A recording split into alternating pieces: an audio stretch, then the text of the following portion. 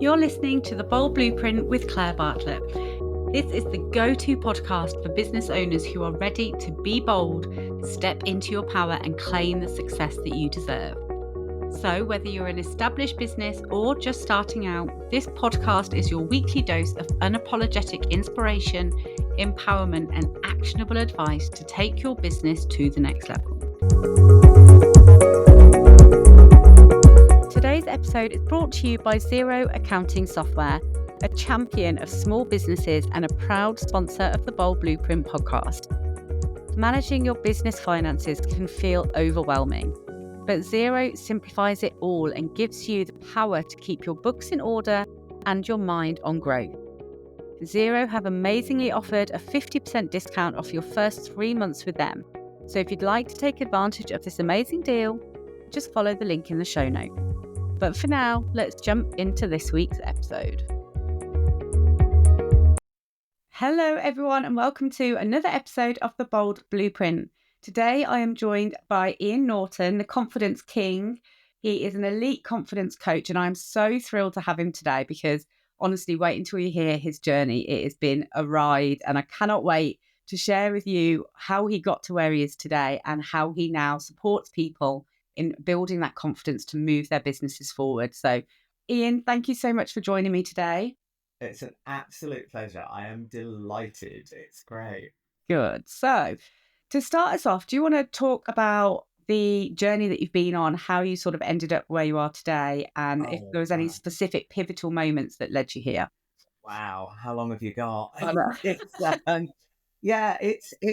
It's a long and varied story.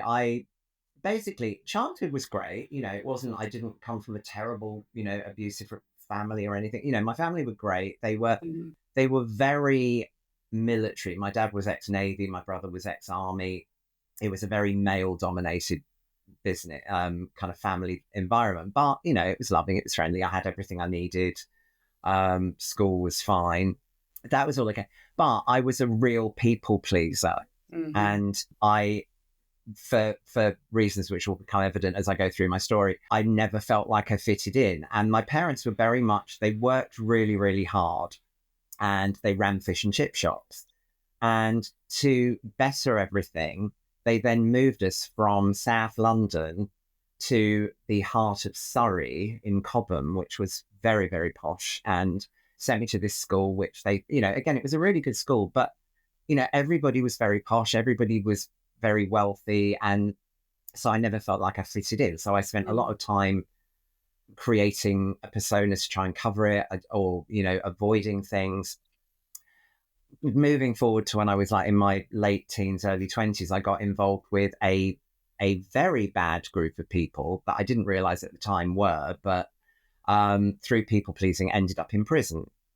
So I spent 4 months in prison in Wandsworth, which is quite a high security prison. Yeah. I only ended up there because I was sent there from the court, and I was supposed to then be moved off to a low security open facility for the 4 months, because it was like I shouldn't have been there. But because it was close to home, all my mates could get there really easy to visit me. So I asked the question, do I have to move or can I stay here? And it completely threw the entire prison service. I think that's a common question. Yeah, they were like, nobody's ever asked that. So I kind of, So I went through the experience. There was a form, so I filled in this form, and I stayed, and so people could visit me. And because I was kind of a little bit of a freak in the system, I had quite an okay time. It was fascinating in terms of what I learned about myself and other people. But yeah, that was that. So I came out of there, kind of going, okay, so now what?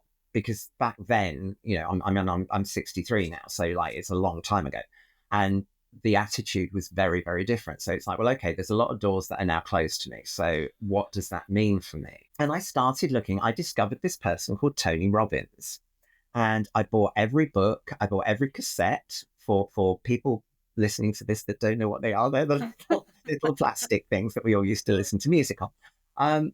And I started learning about life coaching, personal development, NLP, and that kind of thing, and got involved with that.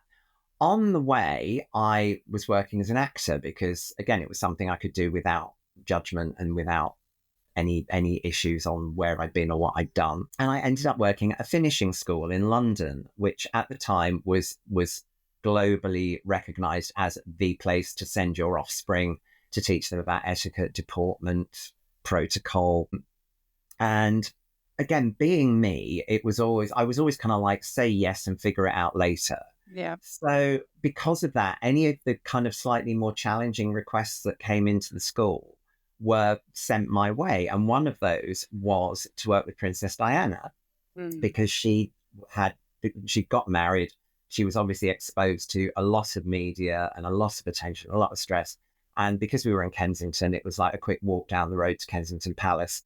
So I worked with her over about 18 months on general presentation, handling the negativity and the press and the attention, refocusing how she dealt with it, how she approached it, and that kind of thing. Did random things like working on personal hygiene with the Sultan of Brunei's helicopter pilot, which was slightly bizarre. What else did I do? I taught Prince Edward how to get in and out of a Range Rover in a kilt without flashing. All sorts of That's your claim to random. fame right there. Absolutely. All sorts of random stuff. And because of that, I kind of ended up with this very kind of, at the time it didn't seem like it, but this very kind of glamorous clientele. You know, it's like I'd go personal shopping with Joan Collins, or I'd be doing a motivation session with Boy George, or it was just normal, because it was like, yeah, I'll do that. Yeah, so tell them I'll be over. So did that, moved from there back into some acting, then ended up meeting my husband while I was acting. And at the time I was married to a woman, because I had, as I say, I had this very male-dominated upbringing. Being gay was never an option. I was convinced that I'd either be killed or be completely disowned by everyone and everything if I came out. Met my husband, got to this pivotal moment of going, I had this voice in my head going, you're a liar, you will always be a liar. And I had this moment where it was like, I can't do this anymore. And so I came out, got divorced, lost everything in the divorce because I felt so guilty. So I just walked away from everything. My family were lovely, but I lost a lot of friends through it, which was really difficult. Moved to Lincolnshire, where Christian comes from, and was kind of like Billy No Mates, just completely alone, suicidal, because it was just all so awful. So that was 2 very rough years before I kind of came out of that. And he was an English teacher at the time, and the school that he worked at were looking for somebody to work with a particularly challenging group of teenagers. There was a boy who was severely autistic. There were twins who were oxygen starved at birth. You know, it was some with behavioural issues. And again, I kind of went, do that. So I ended up working in the school, but because of being like I am, I ended up doing a lot of counselling. So I did some counselling training, and some specialist training on autism, ADHD, challenging behaviours, and all of this. And that kind of then brought us to COVID. And suddenly I was kind of left with all this time, because the students that I had were, if they were in school, they were doing online lessons. If they weren't in school, I had nothing to do. And I just kind of sat and went, okay, I need to bring everything together. And how do I do this? And I thought about everything that I've done, from fashion styling to etiquette, to business protocol, to working with people on building their businesses and their brands and their self-image, to life coaching, to dealing with relationships, and kind of went, where does this sit? And it fundamentally, every single thing that everybody struggles with starts from their self-confidence. Yeah. Because if they don't have that belief in themselves to begin with, there's nowhere to go. You know, if they're in a toxic relationship, if they have no self-confidence, they can't find the strength to leave it. If they want to start a business, if they don't have that self-confidence, they can't launch it. If they've launched it and they're running it and they don't believe in themselves to build it, they can't expand it. Yeah. So it started from there, and it goes. it goes into the big things, but it also goes into little things. It's like I'm working with a woman at the moment who's just been promoted to a C-suite boardroom level. And she's the only woman in the boardroom. She's convinced that nobody will listen to her, nobody will take her seriously. So we've been working on the fact that, she wouldn't have the job if she couldn't, and looking at her own self-worth. But even down to, I've made her throw out the suits she wore for work in her previous role because she's attached to them as, but that's when I was that. Yeah. So it's like, no, you're going out, you're buying a wardrobe, or sort it, a capsule wardrobe that is for you now in this role that you're in. This says you now. I love that. Yeah. So so it's that's and that's the short version. But I think you've just really hit a really interesting point there, that she had the confidence to get to the level that she was at, and she fully believed in herself and had the self-belief, but then taking that next step, that all of those demons came back. And I think that happens for everybody. And this is the point that people forget. They think, well, I'm confident now, I should be confident in everything. And that is just not how it works, is it? No, absolutely not. This is the one fundamental flaw in being a human being, because we work with prehistoric brains. I mean, our brains, it's been scientifically examined. They have not changed since our only threat was a saber-toothed tiger. Yeah. It's still the same fundamental organ. So it spends its entire time looking for threats, looking for potential dangers, looking for problems to keep us safe, to keep us protected, to stop us getting harmed in any way. Mm-hmm. So with confidence, every time we've got something to do that we haven't done before, we go, oh, well, if I had a bit more confidence, I'd probably do that. Or, oh, I don't think I'm confident enough to do that. Or because our whole nervous system is going, oh, no, you haven't done that, so it might be dangerous, don't do it. The actual truth about confidence is that you have to do the thing to be confident about it. It's a retrospective mindset. It's kind of an emotion, but it's a mindset. It's something that has to be learned, and you learn it from doing. I know it's an old cliche of feel the fear and do it anyway, but it's actually the reality. Yeah. You can't 100% know that you can do something until you've done it. You can be pretty sure, or you can have a good idea, or you can think, well, I've done that and that, so I can probably do that. But you can't be 100% confident. And the bigger the challenge, the more wobble there will be, the more butterflies there will be, how amazing when you can change that to going, well, actually, this means I'm doing something new. This means I'm taking a risk. This means I'm growing. This feeling of ugh is actually amazing. This is brilliant, because it means something big is happening, rather than going, oh, that feels like, oh, I won't do it then. Yeah. Letting it hold you back. Yeah.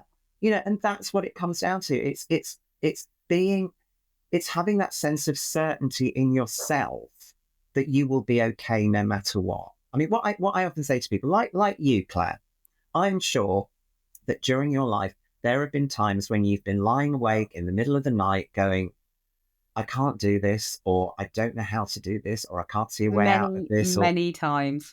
Yeah. And yeah, absolutely. And most people, maybe there's an odd rare one that hasn't, but I think the vast majority of the human race have those moments. Mm-hmm. You are here talking to me now, which tells me you have a 100% success rate of getting through and surviving everything that's ever been thrown at you. You are undefeated at every bad experience, every problem, everything that could ever have happened to you. You are undefeated 100%. I love that. Love that mindset. It's true. But I think when it comes to the confidence, I 100% agree that it's learned by any new experience. Is always going to be nerve-wracking because it's brand new to you. It's pushing the boundaries of your comfort zone. But if you can get to a place where you have sort of an underlying self-belief that you will be okay in whatever situation, and also, I suppose, getting comfortable with the fact that even if it doesn't work out, it's not, that's not an issue.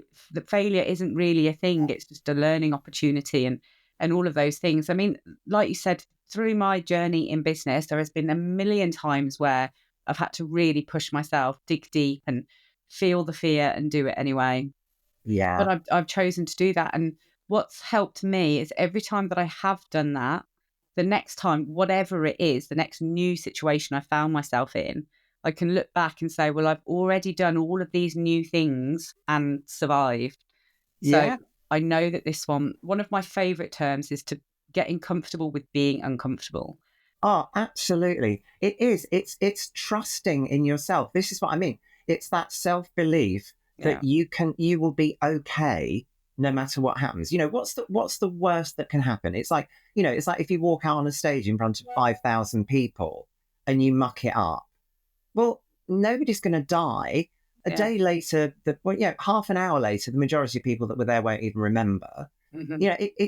It doesn't matter. It's having that trust that you will be okay no matter what happens. The thing is with confidence, a lot of the time when people say, oh, I want more confidence, they actually don't, because what they want is one of two things. They either want what I call goop. They want the good opinion of other people. I love They want to know that they're not going to be laughed at, they're not going to be criticized, they're not going to be judged, they're not going to, all of these things. So they don't want confidence. They want the good opinion of other people, mm-hmm. or they want a guarantee. They want certainty that it's going to work out exactly the way they want it to work. Yeah. And again, there is no such thing as certainty. And sometimes the way things work out is actually better than the way you were going to make it work. Exactly. And sometimes, even when things do go wrong and they don't go the way that you thought they would, actually, that's by far the best thing that could have ever happened to you. I speak to so many people, and it was true for me. At some point, you've been made redundant or something has happened to this career life path that you put yourself on. And in that moment, it might feel like the worst thing that could happen, but it always puts you on a better path. Yeah, absolutely. I always think of it in terms of, like, if you put a destination in the sat nav and you've kind of got your destination of where you want to go to, but if it's somewhere new and you're driving along and you think, oh, that looks pretty, I'm going to go down there, or you see a nice pub and think, oh yeah, let's stop off and have a drink and a sandwich or something. It's like, it's great to have that destination, and you need that sense of certainty in where you want to go. Mm-hmm. But it's about having the confidence to enjoy the journey and be able to stop off or take a detour or go, actually, that's close as well. No, let's go there instead, because that Yeah. looks more fun. I And love just that. allowing for that. Yeah. And so if we look back at your journey, obviously you had that 4 month wobble in your life that was not Yeah. Yeah. necessarily what you had envisioned for yourself, but that led you down to looking for alternative ways of, working, how you could avoid the doors that had closed on you. So your life could have been completely different if you hadn't have gone through that experience for those 4 months.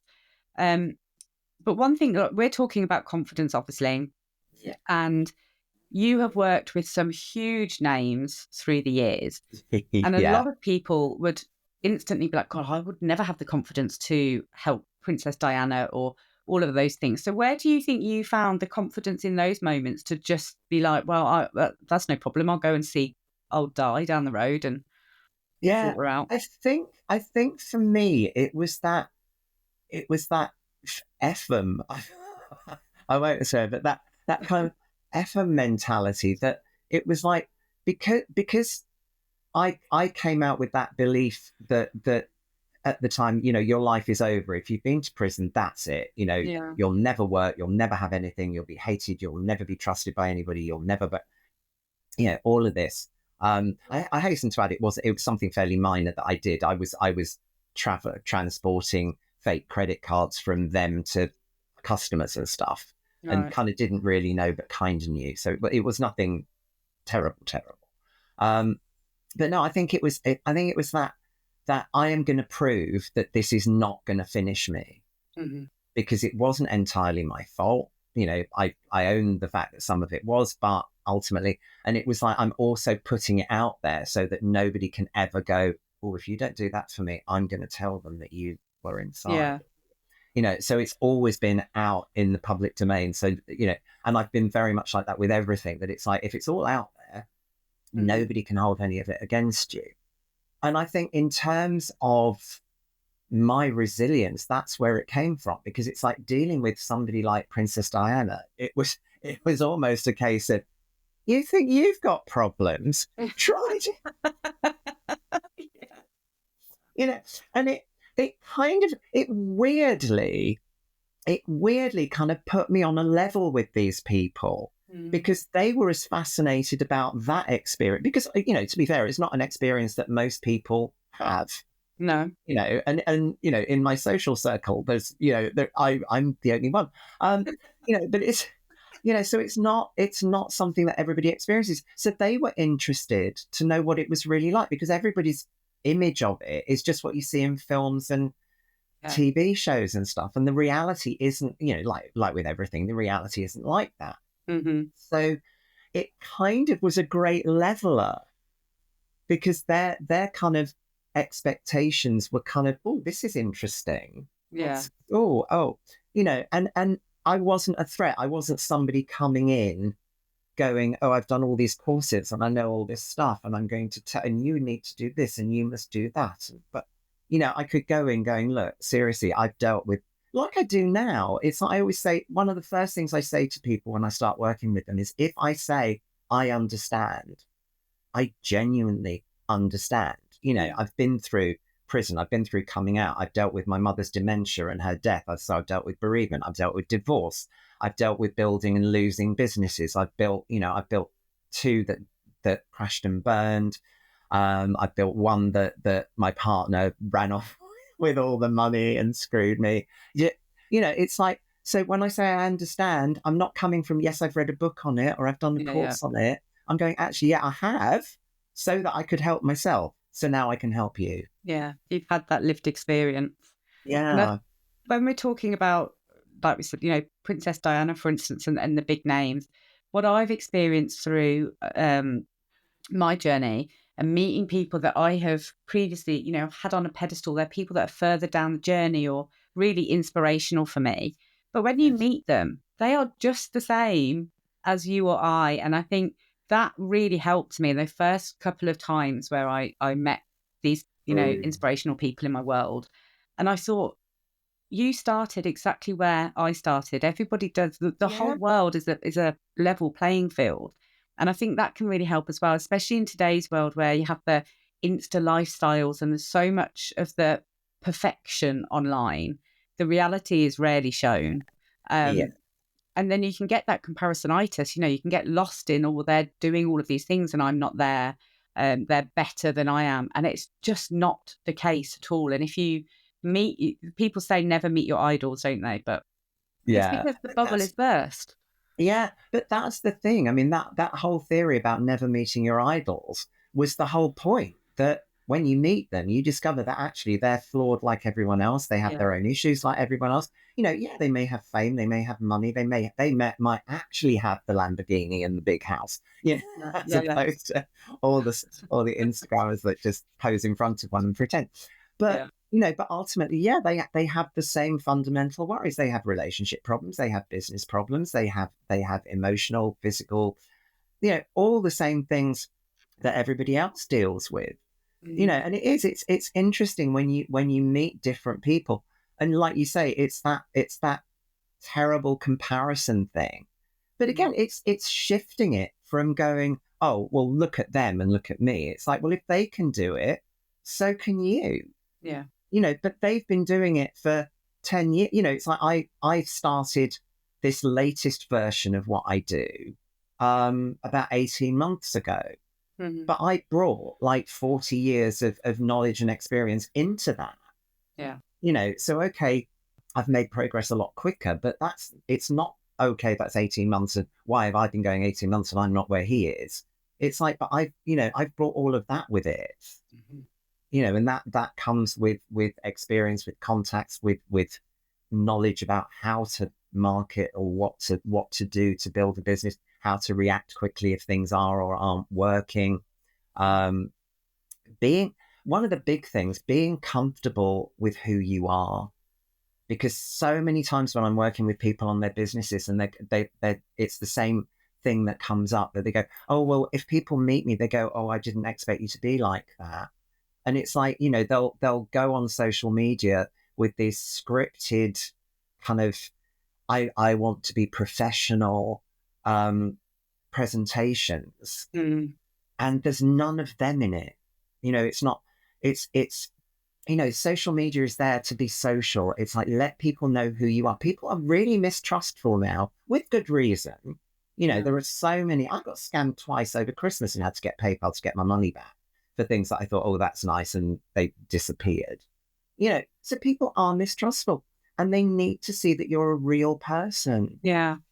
You know, and again, I think that comes down to confidence in having the yeah, confidence and the F them attitude that you mentioned earlier, that it can be daunting in the very beginning, that not everybody will like you. They won't necessarily yes, all like your true self, but it's about having the attitude that actually that's a good thing. I don't want to attract everybody. I just want to attract the people that do like my energy and who I am and get me.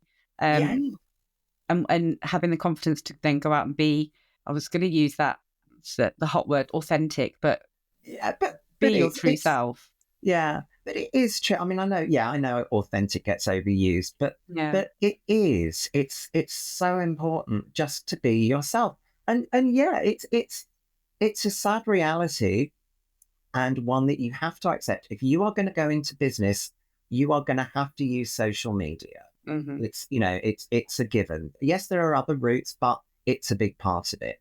The second you put your head up and go, hello, I'm here and this is what I do, you are open to the people that don't like you, or that think you're a scam, or that think you're talking, filling your own choice of words, you know, all of this.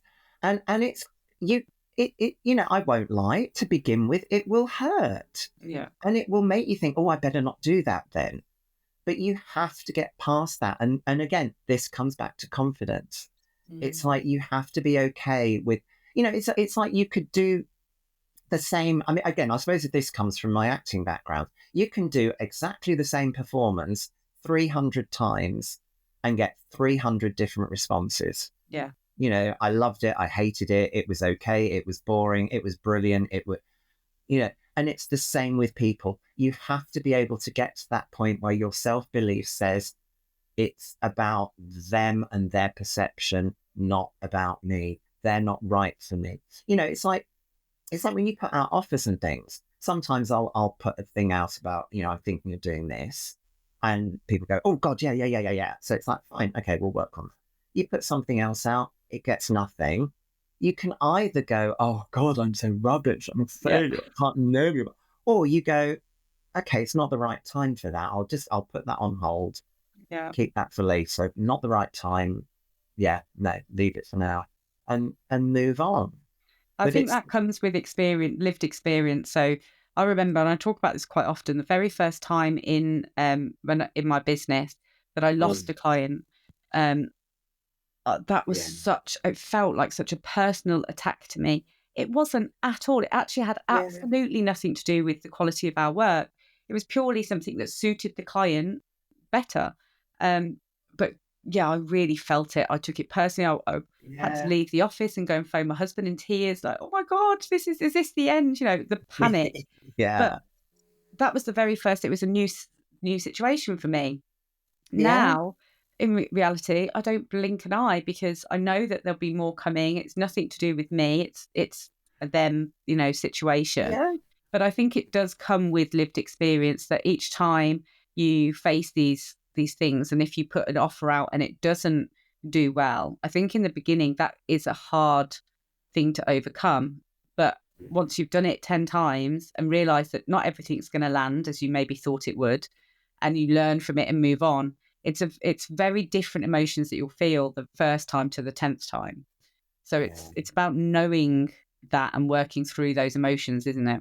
Yeah, no, it is. It's as I say, all of it comes down to that, to your sense of self and self belief. And Yeah. I tend to talk about trust quite a lot, because I think it's that trust in yourself, Yeah. that you will be okay no matter what happens. Mm-hmm. And if you can have that sense of certainty, which, look, it's kind of what I was saying to you about the experiences that you've been through, that you are 100% undefeated. So, you can take all that proof with you into something, and it's like, okay, so you put out an offer and nobody wants it. What's the worst case with that? Okay, it's not the right thing for that moment. You can try something else.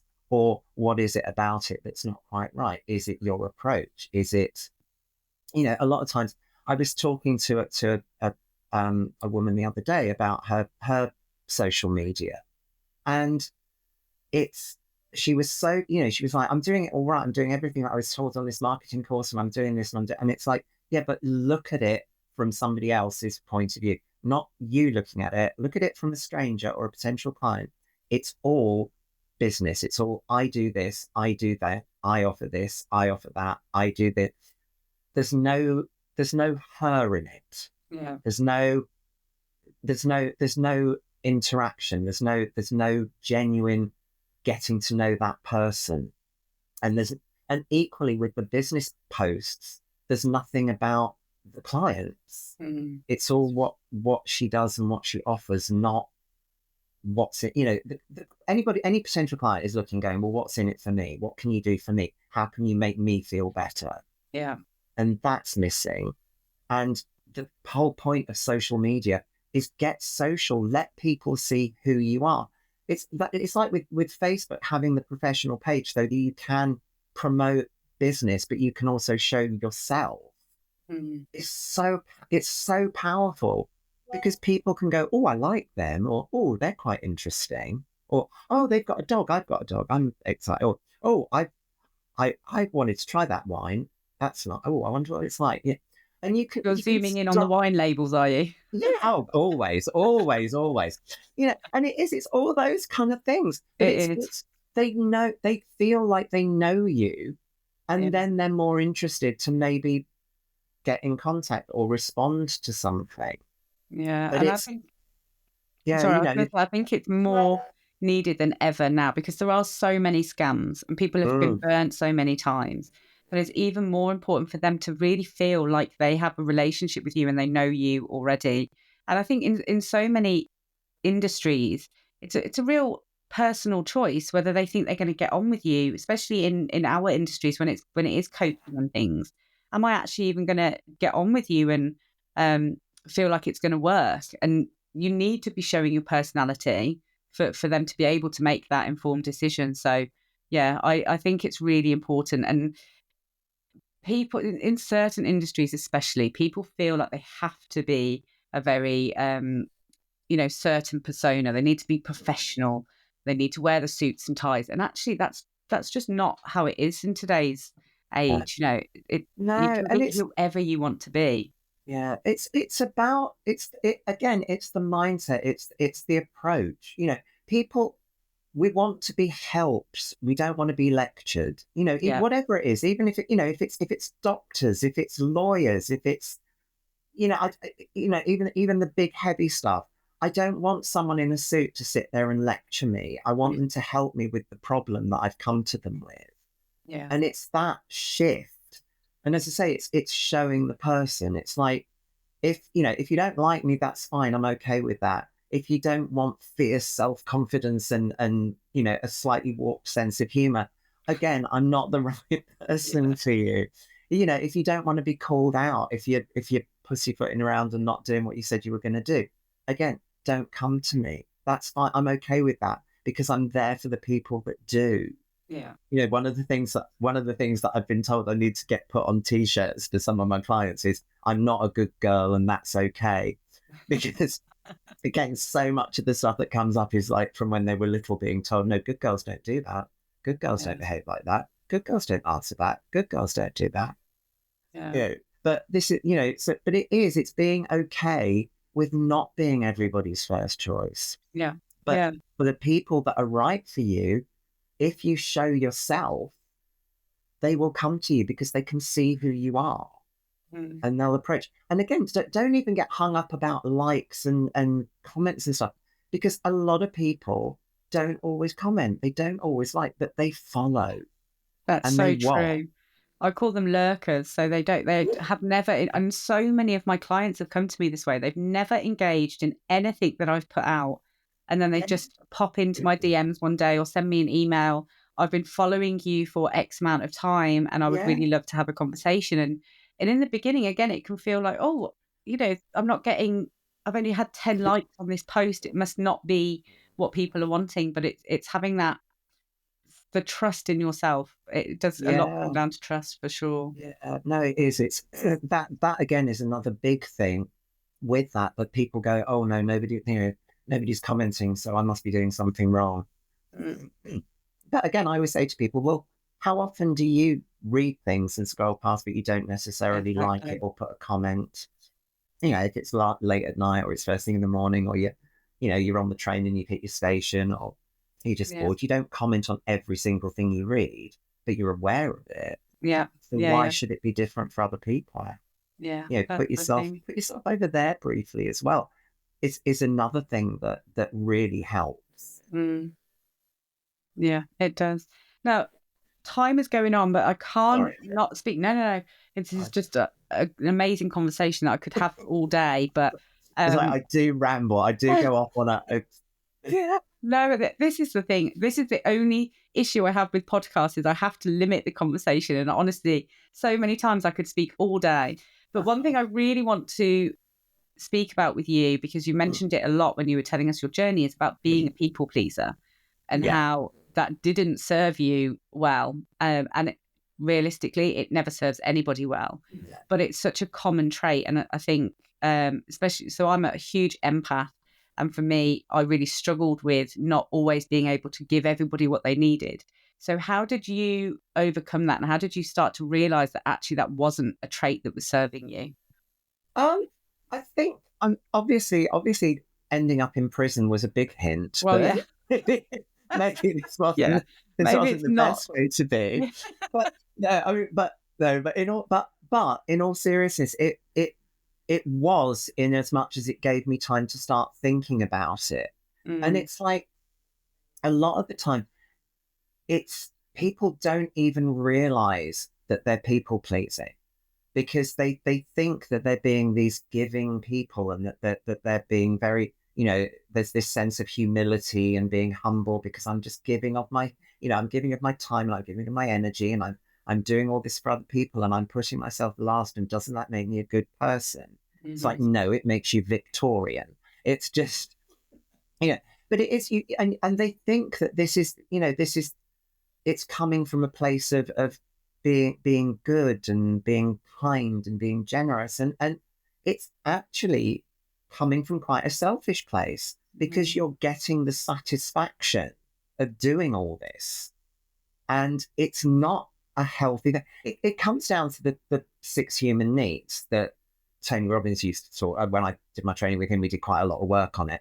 But it's this need that everybody has. You have these 6 human needs of certainty, uncertainty, significance, growth, love and connection, and contribution. And you will meet them however you can. And you can meet them in a good, healthy, beneficial way, or you can meet them in a toxic, really negative way. Either way, it will happen. And I just felt, as I say, ending up in prison, you go, hang on, this is ridiculous. What have I done to get here? And I realized that it was trying to be liked, trying to fit in, trying to be part of a group that actually I didn't really, when I sat back and thought about it, didn't want to be involved with, because I didn't really like them anyway. And it was about shifting that view from, I want to help people, I don't want to please people. And there's a big difference. And it gets slipped. It slips through, because it's people pleasing is a sneaky kind of trait, because you don't realize that you do it until you're so far into it that it's really hard to get out of. You become this person that just always says yes, always does it. It becomes resentful and quite often bitter to a certain degree, even though you're doing all this stuff. and you keep doing more of it to try and make yourself feel better. And all it does is breed more resentment, more stress, more anxiety, more pressure until you explode. And then all the people that you've been pleasing look at you and go, well, what's wrong with you then? Because you dare to say no, or you blow up. So I did a lot of work on why do I do that? How does that happen? And it was that awful thing of spending time actually saying no, which was really, really hard. And again, it's one of those things that people struggle with, saying no. And that's where I started saying no is a complete sentence. And you have to just say no. And, can you do it? No. Because the second you open up with, I wish I could, but, or I haven't got time, or it opens up that space for negotiation, and they can go, oh, well, if you haven't got time now, could you do it tomorrow? Yeah. Or, well, if you want to, I'm sure we can make it work. When can you do it? But it opens up negotiation, whereas no, flat no, there's nowhere to go.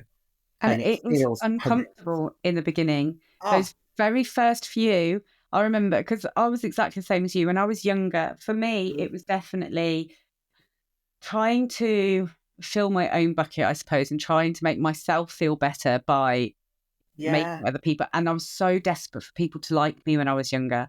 So for me, if I could do it, if anyone asked me to do anything, I would say yes, I'd figure it out in the hope that they would then like me and that would give me something. Yeah. So when I figured all of this out, I was probably maybe early 20s, I think, when I really started pushing back. And it's exactly what you said. Well, oh my God, what's wrong with you? And the shock look on your face, like, who is this person that's suddenly saying no? And then for me, I think I would say this about absolutely everything in life. It's a balance, and you want a pendulum. And I was so far in the always say yes phase, and I swung too far into the no phase. And I was like this, I opened this box and suddenly I was saying no to just absolutely everything, trying to determine my authority, I suppose, and that I wasn't able to say no. And then finally I managed to settle nicely in the middle, and, I say yes to the opportunities and the things that I want to genuinely help with, but I'm comfortable enough to say no when I see it's not serving me. It was only, going to be serving them. So it's a journey for sure. Yeah, it's a process, but it feels awful, but it's, it's like the flow of energy. You have to do that. It's kind of like giving up alcohol or giving up smoking or giving, any addiction. You have to have that moment of complete cold turkey, and it is, you do say no to everything, and then you kind of, like you say, you start to open up a little bit and go, well, actually, okay, now I'll say yes to that, because it's not, not everybody's not expecting me to do everything, or just saying yes with no ulterior motive apart from just to help them. So I'm not saying yes anymore because I'm desperate for you to like me, or any of that negative emotion attached to it. It's purely just because I would like to help you. But it was a journey, and I think it's something that we have to continuously work on, isn't it? All of these traits in ourselves it's an ever ongoing journey.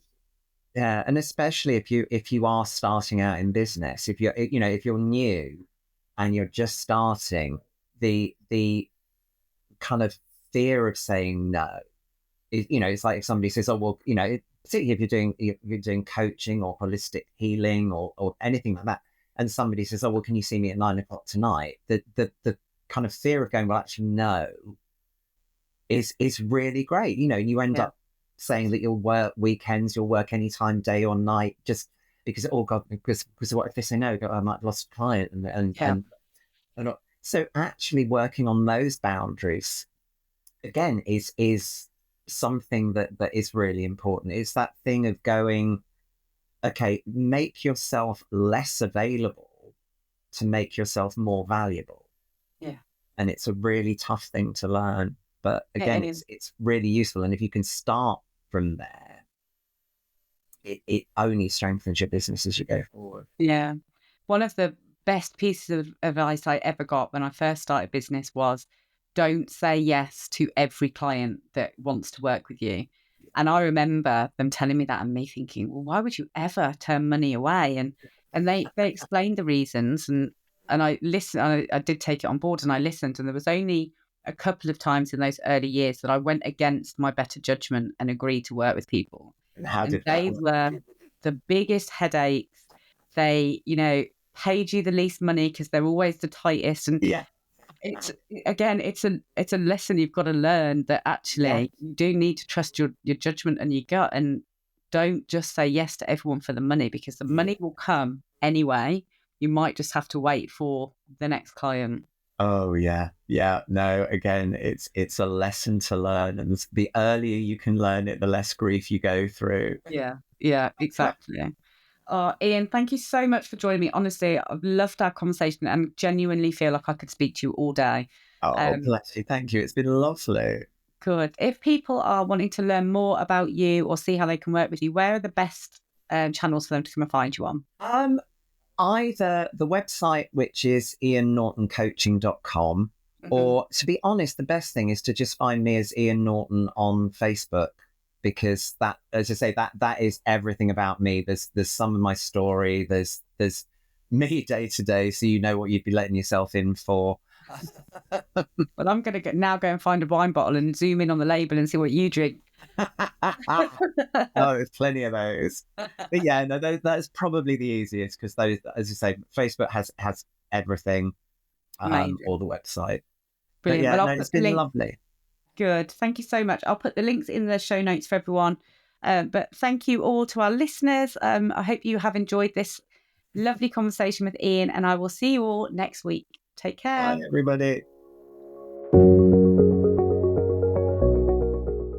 I hope you have enjoyed today's episode, which was brought to you by Xero Accounting Software, a champion of small businesses and a proud sponsor of the Bold Blueprint podcast. If you're running a small business and you are dreaming big, then Xero is here to help make those dreams a reality. Xero is all about supporting entrepreneurs just like you, who are not just running businesses, but are also changing the game. So whether you're just starting out or you're scaling up, join a global community of small businesses who trust Xero to manage their finances efficiently.